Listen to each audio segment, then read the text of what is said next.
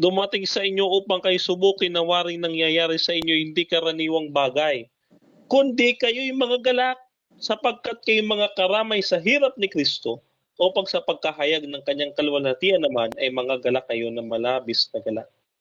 Unang Pedro 4:12. Kita ninyo ano sabi? Swerte ninyo.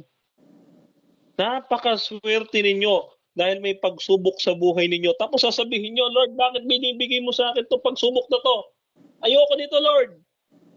Hindi ba dapat ang ating reaksyon, Lord, sige pa, more. Bagsak mo pa more, pagsubok, Lord. Sige, bigyan mo sa akin lahat. Alam mo mga kapatid, bakit tayo maswerte? Dahil meron tayong Kristo. Yang Kristo ngayon ang sabi, halika kayo, bibigyan ko kayo ng kapahingahan sa lahat ng inyong pagsubok. No? Hindi kayo mabibigat ang lubha. No? Matthew chapter 11 verse 28. Isipin ninyo, siya na yung abogado, siya pa rin yung hukom. Isipin ninyo ito mga kapatid. Pagka kayo nasa korte o nasa hukuman, siyempre ang pipiliin mo yung magaling na abogado para mapanalo ang kaso. Kaso ito nga, ayaw mo makipagtulungan sa abogado, edi kahit gaano pa kagaling yan, babagsak ang kaso. Diba? Pero, paano yung abogado mo? Siya na rin yung hukom. Ang tawag doon, bias. Bias yan, mga kapatid. Bakit? Isipin mo, sa isang korte, mag-ama nga lang eh. Magpinsan, magkapatid, ang judge at hukom. Hindi na itinutuloy yan eh. Kasi bias. Okay? Bias yan. O, hindi na itinutuloy. Pero dito sa ating Panginoon, walang bias. Walang unfair. Bakit? Kasi siya ang may-ari ng lahat ng bagay. Bakit ngayon tayo magtataka na, Lord, bakit nangyayari sa akin ito? Kikwestiyonin natin yung Diyos. Siya may gawa nitong lahat ng ito, tapos kikwestiyonin mo.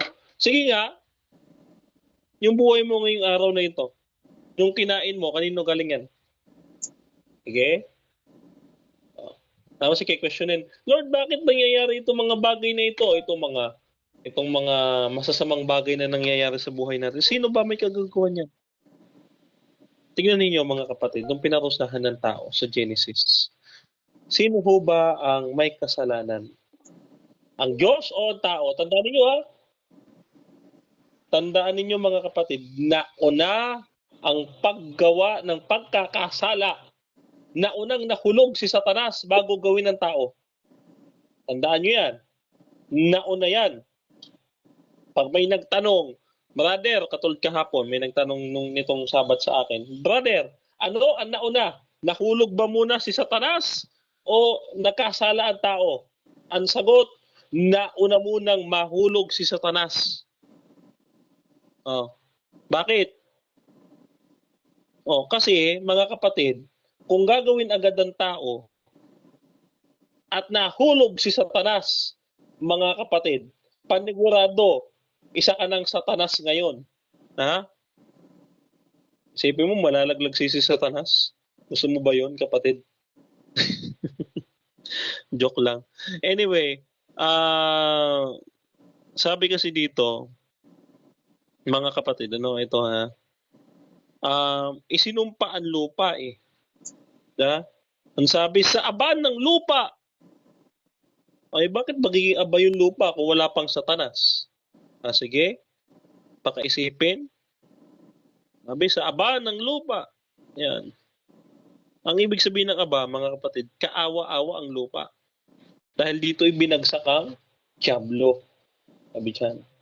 Sa Genesis, mga kapatid, makikita ninyo, sino ba ang may kasalanan ng paghihirap natin? Ito babasahin natin. Okay, sabi niya ganito. Okay. At sinabi ng Panginoon sa babae, ano itong iyong ginawa? At sinabi ng babae, dinaya ako ng ahas at ako'y kumain. At sinabi ng Panginoon Diyos sa ahas, sapagkat ginawa mo ito, ay sumpahin ka sa higit sa lahat ng mga hayop. At higit ng bawat saganid sa parang at ang iyong tiyan ang ilalakad mo at ang alabok ng iyong kakainin sa lahat ng mga araw ng iyong buhay. At pag-aalitin ko ikaw at ang babae at ang iyong binhi at ang kanyang binhi. Ito ang dudurog na iyong sakong, dudurog ng iyong ulo at ikaw ang dudurog ng kanyang sakong. Sinabi niya sa babae, pararamihin ko lubha ang iyong kamangmangan at ang iyong pagbibighi. Manganganak kung may kahirapan. No? At sa iyong asawa ay pinahihinuhod ang iyong kalooban at siya'y papanginoon sa iyo. Yan. So, napansin natin, ano? So, pinahirapan. No? Sa lahat ng buhay ng tao, no? Ayan sabi, huwag kang kakain niyaon. Sumpain ang lupa dahil sa iyo. Yung kasalanan, yung paghihirap, kanino? Dahil sa Diyos o dahil sa iyo? Dahil sa atin. Kaya kapag tayo may pagdurusa, kanino sisi? Hindi sa Diyos. Dahil sa iyo. Hindi dahil sa Diyos. Huwag mong idamay ang Diyos. Okay? Hindi ginawa ng Diyos, hindi nais ng Diyos, ng maibiging Diyos, na ikaw ay maghirap. Sino gumawa na ikaw ay mahirapan? Ikaw mismo. Nang dahil sa iyo. Okay? Nang dahil sa iyo. So, ang natutuwa sa mga nangyayari ay si Satanas. At ang gusto niya baliktarin ng Diyos, no? Na itong mga bagay na ito ginagawa ng Diyos dahil, no? Dahil gusto niya daw tayong pahirapan. Yun ang sinasabi ni Satanas. Kaya kapag kami nag-iisip at nagdududa sa pag-ibig ng Diyos, o galing Satanas yan. Bakit? Tapansinin ninyo ang salita ng ating Panginoon. Pag nagdududa ka sa kalooban ng Diyos at ayaw mo mangyari ang gusto ng Diyos para sa iyong buhay, Satanas ka. No? Ito basahin natin. Sabi niya dito kay Pedro, nag-usap sila ni Pedro eh. Itong unang Santo Papa ng Katoliko na Satanas. Sabi dito, ayan Matthew chapter 16 verse 23. Natapot lumingon siya at sinabi kay Pedro, lumagay ka sa likuran ko, Satanas. Ikaw ay tisod sa akin sapagkat hindi mo pinag-iisip ang mga bagay ng Diyos, kundi ang mga bagay ng tao. Na magkagay sinabi ni Jesus sa kanyang mga alagad, kung sino man tao ibig sumunod sa akin, ito manggi sa kanyang sarili at pasanin ng kanyang krus at sumunod sa akin. Bakit sinabi ng ating Panginoon yun? Itakwil ang sarili kung nais nating sumunod. Isaiah chapter 59 verses 1 to 2. No? Ang salitang kasalanan doon o yung salitang kasamaan sa Hebrew noon. Okay, tignan po natin sa Hebrew. Ito, sinabi ko ito kahapon sa church. Nagulat din sila. Ano ho ba ang ibig sabihin ng kasalanan? Sabi nung congregation, paglabag po sa kautusan, mababaw. Tama yun. Transgression of the law. Pero, may mas malalim pa. Ano daw ang kasalanan? Mamaya isip-isipin ninyo yung sagot sa tanong.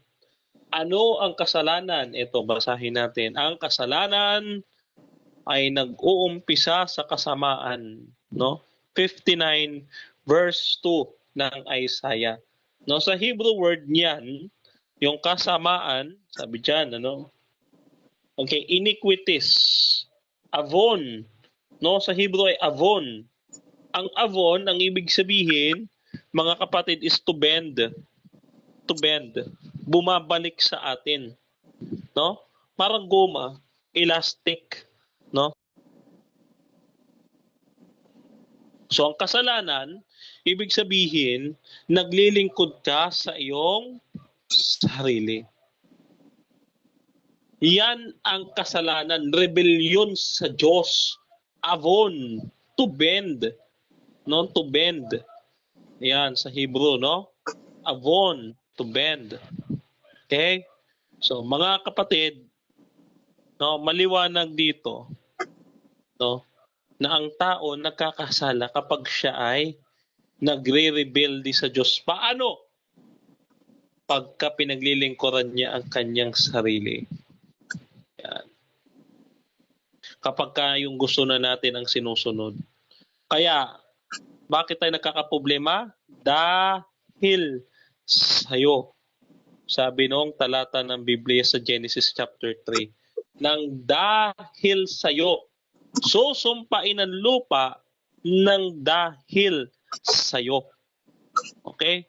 So remember mga kapatid, dito, broken-hearted ang ating Panginoon sapagkat wala siyang magawa dahil ang tao matigas ang ulo. Gusto niyang maging maganda ang buhay ng tao pero ayaw ng tao na gumanda buhay niya. Ang gusto niya, sirain niya ang buhay niya. Walang taong nagmamahal mga kapatid na gusto yung mamahalin niya masaktan. Parang ako, pag ako nagmahal mga kapatid, ang babae hindi sinasaktan. Remember? Ha? Ang babae hindi sinasaktan. Disney princess yung mga yan. Ha? Kaya, kapag ka may babaeng nasasaktan, ang tingin ko dyan, parang nanay ko na umiiyak. Naalala ko kasi pag nag-aaway yung nanay at tatay ko, nakikita ko yung nanay ko umiiyak. Kaya ayokong may babaeng nasasaktan. Iiyak, oh brother, niloko po ako. Iniwan po ako ng jowa ko. Sinong may kasalanan? Ikaw. Muli, ulitin natin, nang dahil sa'yo. Oh. Sino may kasalanan? Nang dahil sa'yo. Akala mo, porke pogi, Adventist, maputi, makinis, yun na. Oh, hindi mo alam, nandiyan lang sa tabi-tabi, nandiyan, kachat mo lang kung minsan, no? Hindi siya yung taong hindi mo napapansin, yun din pala yung taong inilaan ng Diyos para sa iyo. Oh. Ako pag nagmahal ako, mahal talaga. Ibibigay lahat, gagawin lahat. Sabi nga, love will find its way. Hahamakin ng lahat. Masunod ka lamang. Yan ang pag-ibig. Ganyan din ang ating Panginoon. Kaso na broken siya. Bakit? One-sided eh. Parang ganito, mahal kita, mahal mo ba ako? Ewan ko. Para kang nagmahal na umaming ka, hoy, gustong gusto kita. Salamat. Ano? Parang ang tamlay na sagot eh. Salamat. So, walang pagtingin para sa'yo. Yung mahal ka, ay yung mahal mo, pero hindi ka mahal. Nakaka-broken nga talaga yun. Gusto niyang iligtas ka, pero ikaw ayaw mo. Ito tandaan natin. 1 Thessalonians chapter 4 verse 8. Ito medyo masakit ito. Medyo sumisipa ito ng konti.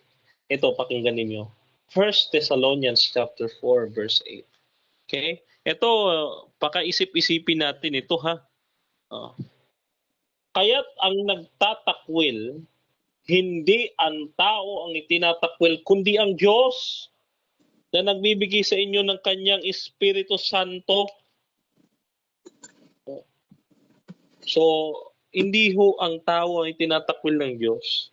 Kailanman, hindi kayo pinalayo ng Diyos. Ang Diyos ang nilalayuan natin.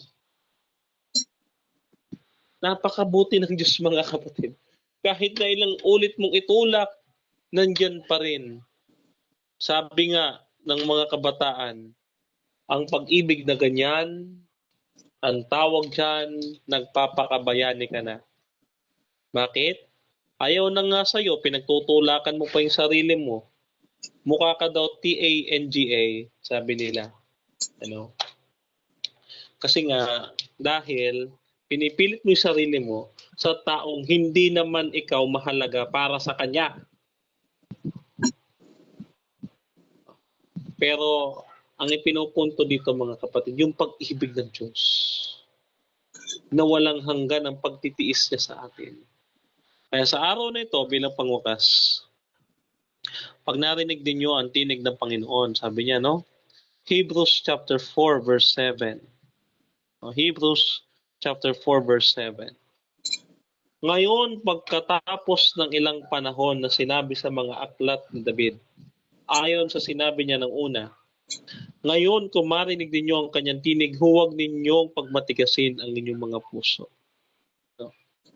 Kapag kayo narinig ninyo ang kalooban ng Panginoon, at ngayon na napag-alamanan natin na mahal tayo ng Diyos, huwag nyo na siyang tanggihan. Diba may kanta? Yung lumapit sa Kanya, ibigay ang buong puso at kaluluwa. Yeah? Huwag nang maghintay pa. No? Sabi sa kanta, no? Magandang kanta yung binabanggit ko. Ngayon din yung kinanta ni Sister Liz. Yung Restoring My Altar. You know why? Ito medyo pahabain ko lang yung aking conclusion. Gusto ko lang bakit ko ni-request itong kantang ito? Kasi hindi ko ni-request yan kanta kay Sister Liz nang wala-wala lang. No? That's matter to me. Kasi that is one of my favorite song, yung Restoring My Altar. No? Mapapansin ninyo yung lyrics niyan. Bagitin natin yung lyrics, no? Konti-konti. So, ito yung kanyang lyrics. Okay? So, ito yung lyrics Okay. Wait lang Okay, naglo-loading yung aking Chrome, no? Yan, inaano ko lang sa Chrome itong aking Ito yung lyrics niya. Okay. Okay. So, ito mga kapatid, napakaganda nitong kanta. Sabi nga ni Sister Liz nung tinignan niya ito, maganda talaga. Kasing ganda din ng kumanta anyway. So, maganda, no? Alam niyo yung ating kapatid Liz, habang naglo-loading itong aking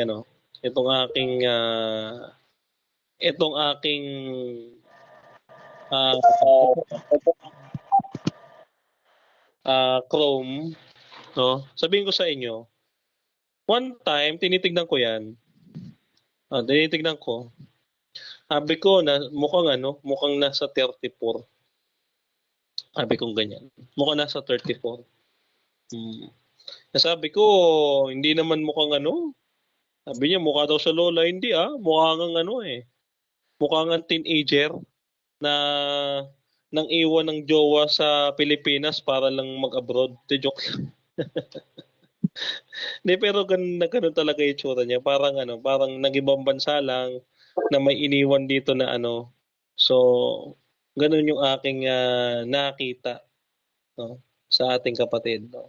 Tagal talaga mag-loading. Wala na akong masabi. Tagal-tagal maglo-loading nito. So, iyon, pinakanta ko yan kay Sister Liz kasi pag tingnan niyo yung lyrics niyan, maganda. Ang ibig kasi sabihin ng Restoring My Altar, yung kanyang pananampalataya sa Diyos na nawala, gusto niyang ibalik. Yan ang pinaka-tema ng kantang yan. Restoring My Altar. Nung tinignan ni Sister Liz, sabi niya, maganda naman. So, napakaganda na i-deliver niya ng mahusay yung aking ni-request.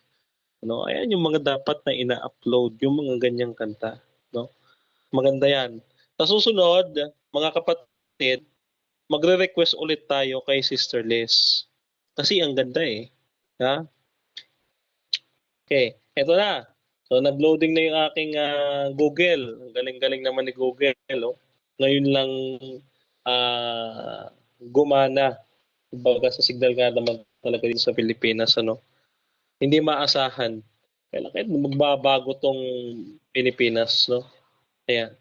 So, ito, from the title itself, mga kapatid, kung una, hindi natin maintindihan. What is the altar here na tinutukoy? Sabi dyan, I'm searching for salvation once again, living in this world full of weakness and guilt. My life has ruined by the cares of the world. Yan. So, ayan yung first stanza, Ang ibig sabihin yan, nang dahil sa impluwensya ng sanlibutan, yung kanyang buhay ay napariwara, no? I give myself, my whole life to you. There's nothing in this world compares with you. I love you, I want you, and I need you. Your words are your promises, I'll stand. Napakaganda kasi napakaraming pangako ang ating Panginoong Diyos sa atin. At yan lamang, itong mga bagay na ito na nandito sa lupang ito, hindi permanente. Balang araw, mawawala itong lahat. Pero ang pangako ng Diyos hindi. No? Restoring my heart, restoring my altar, restoring my faith I have lost again. I give you my heart, I give you my soul that was broken. For you are my peace and you are my hope. You are my love inside of me. You are my joy and you are my everything to me. Man, sarap pumapalakpak yung mapalakpak yung aking tenga, no? Doon sa pinakadulo. Ano sabi? You are my everything to me. And then ano sabi? Nothing can separate us from the love of God. You are my altar, my everything to me. Double purpose yan doon sa kinakantahan at saka doon para sa Diyos ang meaning niyan. Kasi do it talaga yan, mga kapatid. Do it yan. So, kaya sinabi, you are my everything. Ganda. No? Nothing can separate me from the love of God. No? Totoo yan. Ang Diyos ay lahat sa atin.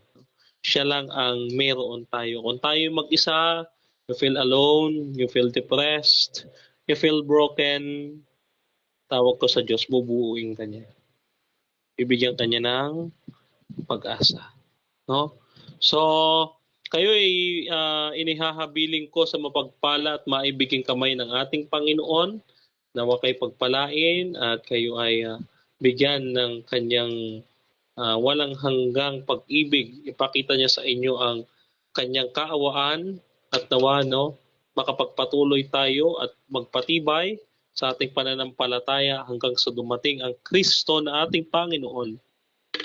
Makasama tayong lahat sa langit na ipinangako para sa bawat isa sa atin, no? Kaya lahat ng kapurihan at kaluwalhatian at parangal ay ibinabalik natin sa ating Panginoong Diyos na nagbigay sa atin ng karunungan, ng buhay at ng inspirasyon para makapagpatuloy sa pananampalatayang ito. Muli po mga kapatid, God bless you and thank you so much. Napagbigyan tayo sa buong Sanlinggo na mag-manage ng ating mga speakers, mag-invite ang mga speakers, no? Unang-una yung aking mga speakers, Brother Robin, yung ating partner sa ministry, Brother Mark Joval, si Jesse, si Edwell, no? Si John Ray, yan, yung ating kapatid from Cebu, no? So pinasasalamatan din natin syempre yung ating mga participants, no? And of course sa ating mga administrators ng ating grupo, si Slimlay, si Sliz, at yung iba pa nating officers, Papa Dritz, no? At sa mga kasama natin sa ABM na nandito, no? Katulad ni Joy Sokal dito. Okay, so maraming salamat sa inyo at God bless sa inyong lahat. So, ito lang yung aking bahagi ngayong araw na ito. Maraming salamat po. Amen.